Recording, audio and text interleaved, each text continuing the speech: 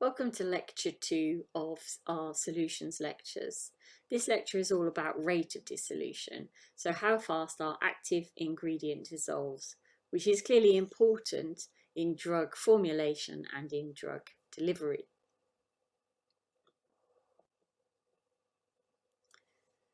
In any physical process, solids, or which we call solutes, will dissolve in a solvent to form a solution, and this process is known as dissolution.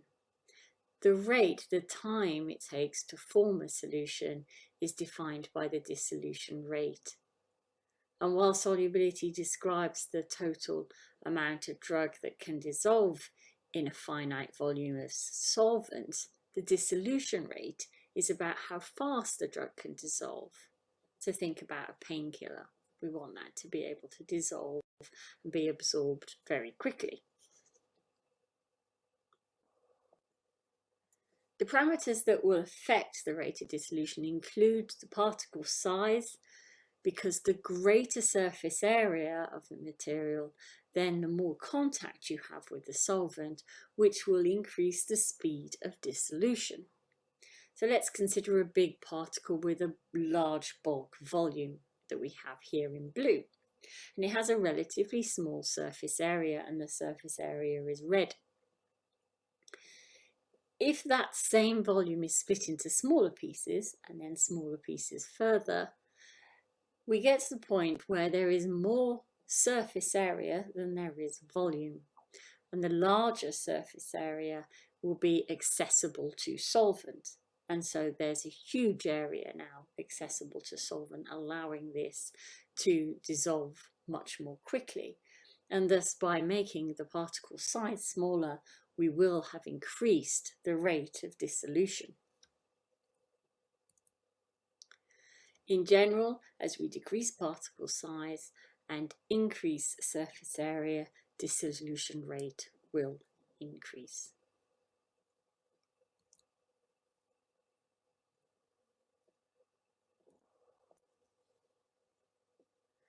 Now, if you consider a tablet, it will disintegrate on contact with water, and when it breaks open, the molecules will be liberated from the surface area. If the drug concentration in solution near the surface is low, then the concentration gradient will be significant, allowing fast dissolution. To keep the concentration of drug near the surface of the particles to be low, we need to think about this boundary layer. So if you look at this diagram here, you can see that we have the surface of our crystal, or the surface of our particle, and that will have the concentration of our solute in the solid form. And then we have a boundary layer that will go through before it becomes the concentration of the solute in solvent. And there are a number of factors that need to be considered during this dissolution process that could affect dissolution rate. So for example, what about wetting of this solid surface? If the surface doesn't wet, then the solvent can't interact with the solute to liberate from the surface.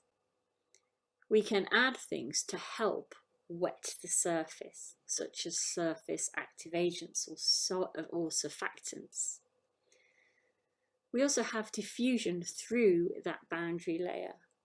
So that boundary layer between the wetted surface and then the bulk solvents, in that boundary layer we have different properties. We have different properties in terms of concentration of our drug. And we'll need to be able to get material to diffuse through that boundary layer. So the thickness of the boundary layer and the viscosity of the boundary layer will all be important. The Noyes-Whitney equation considers all the variables that will affect the dissolution rate. So you see here that dm by dt is the rate of change of mass. So it is the dissolution rate. Okay, so just accept that the dm by dt term means dissolution rate. And remember that the d here is delta, so it means change in m over change in t. Okay, which is dissolution rate. Then capital D is our diffusion coefficient. So it tells us about how fast our active ingredient can diffuse from a high concentration region to a low concentration region. And we can think of this as our dissolution rate constant. A is the area of the surface, and we know that that will change if we have small particles, so we'll have higher surface area. And CS is the concentration of the drug right next to the solid surface. So that's saturated solubility, the highest solubility that you can have. And C is the concentration of drug in bulk solution. So CS minus C is that concentration gradient from the surface of the solid material to the bulk solution. And H is the thickness of the boundary layer. So how far the drug has to go to get from the surface of the particle that is dissolving to bulk solution.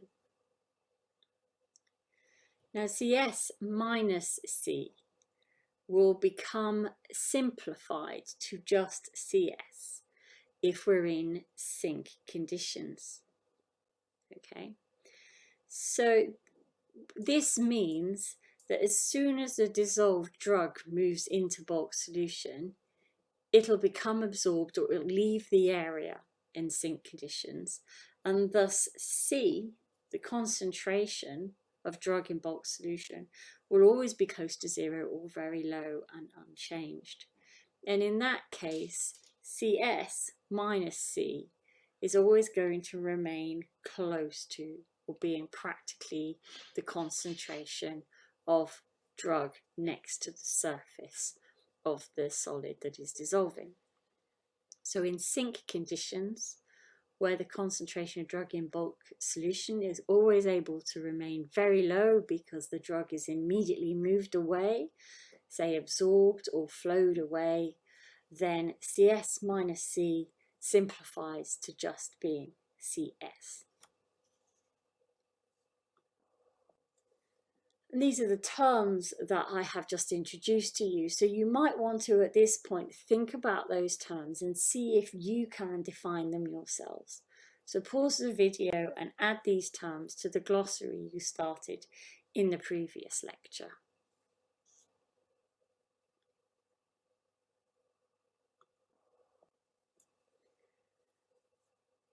Right, so I've introduced this equation to you, which is looking at the dissolution rate and linking it to different properties of our system. So we have our diffusion coefficient, the surface area of the solid, and then something that allows us to look at that concentration gradient between the surface of the solid and bulk solution all over H, which is the thickness of the diffusion layer. And this is the Noyes-Whitney equation. And it shows us that we can increase the rate of dissolution if we increase the surface area. So in other words, make the particle size smaller. Increase the diffusion coefficient, because that will increase the rate of diffusion across the boundary layer. Or increase the solubility, the maximum solubility of our drug, which is the CS value. Okay. Or we would need to decrease the boundary layer thickness, and all these things would increase the rate of dissolution.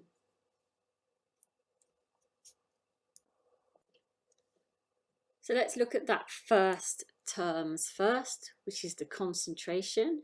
So CS, which is the maximum solubility of our drug, So that's the solubility right near the surface of the solid that is dissolving.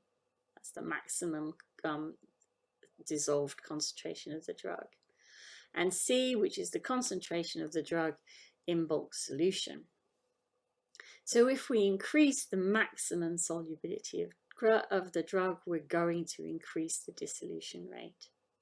So we could do this with temperature. If you increase the temperature, then you're usually going to increase the solubility, and that will increase the dissolution rate. Yeah.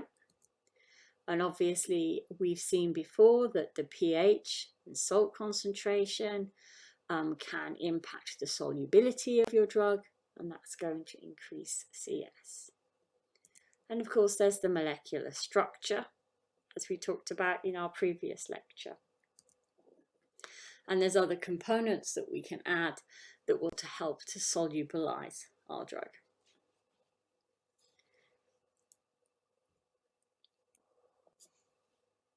Diffusion and the boundary layer are other factors that were in that equation that will impact on the rate of diffusion of the drug, or the rate of dissolution of the drug.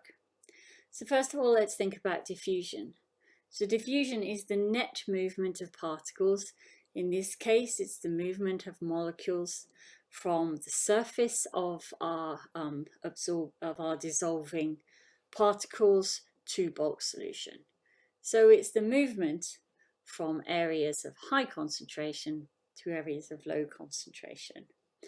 And the rate of diffusion, so how fast something can move through that region, which is our boundary layer region, is governed by the diffusion coefficient.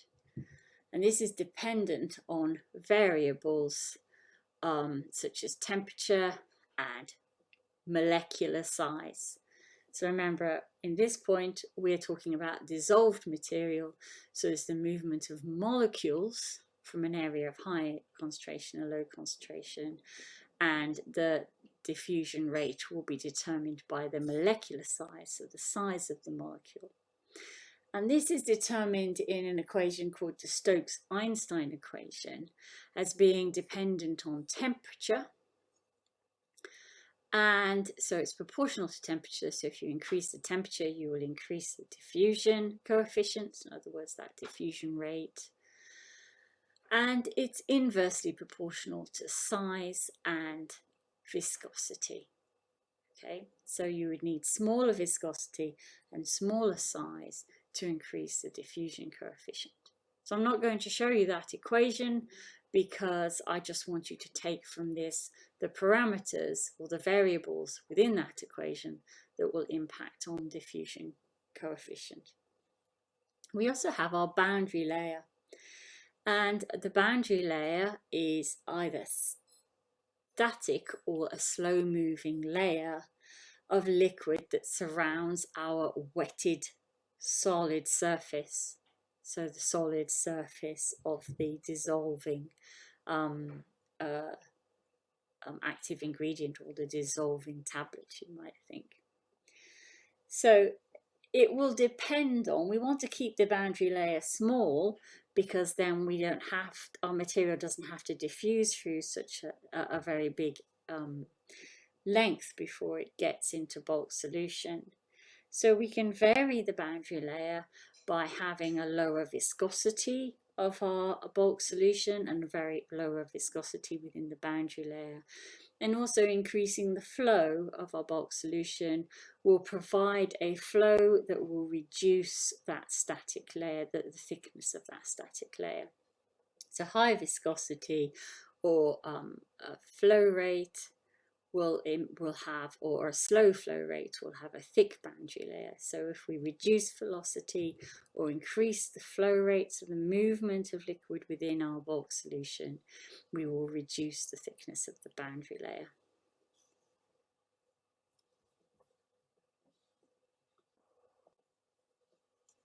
If you look back through the lectures, this lecture, you'll see that I have put some words in blue italics. And these are the variables that influence dissolution rate. So from this, you can think to yourself, what can we do to improve dissolution? So you might want to pause the video at this stage, look back at those blue italics words, ask yourself the question, what can we do to improve dissolution? And note down a few things that you think we could do, variables that could be changed to influence dissolution rate.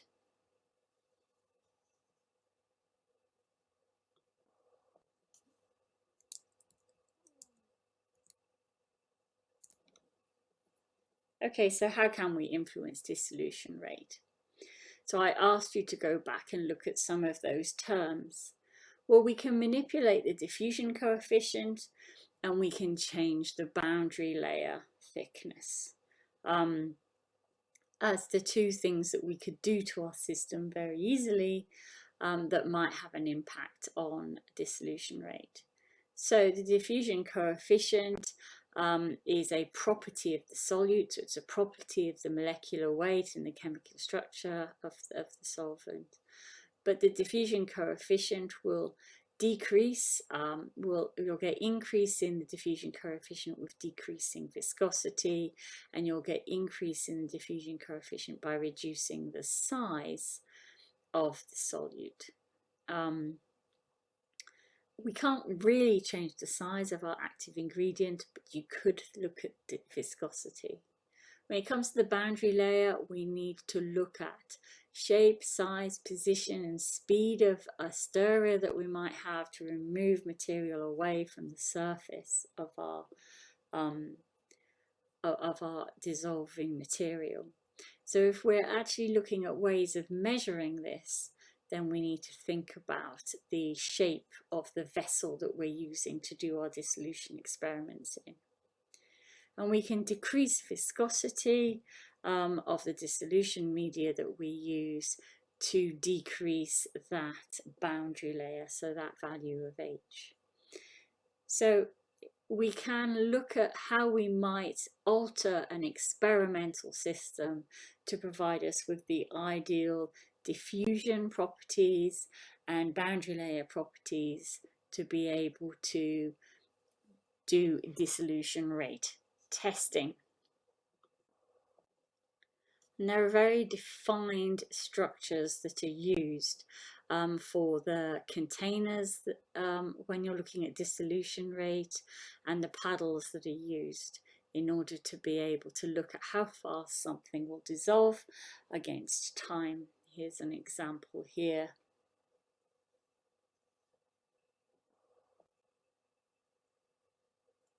And these specifications are defined in different texts, official texts such as the BP, the British Pharmacopoeia, and help us to make sure that experiments that occur within different laboratories or within different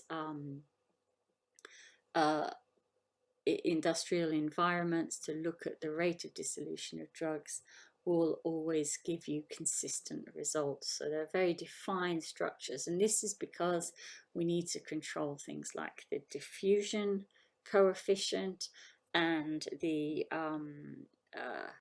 value of H, so the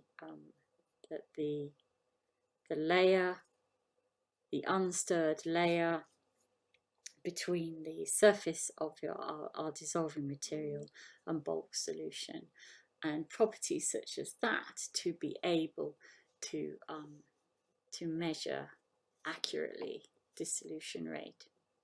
And you'll do experiments like this in year 2.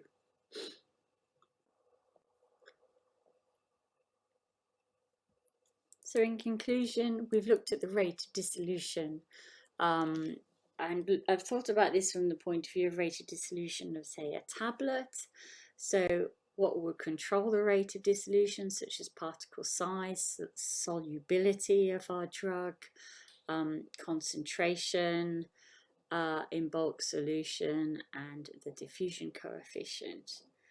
And the diffusion coefficient is the molecular movement in solution. It's important for transport to and then through a membrane.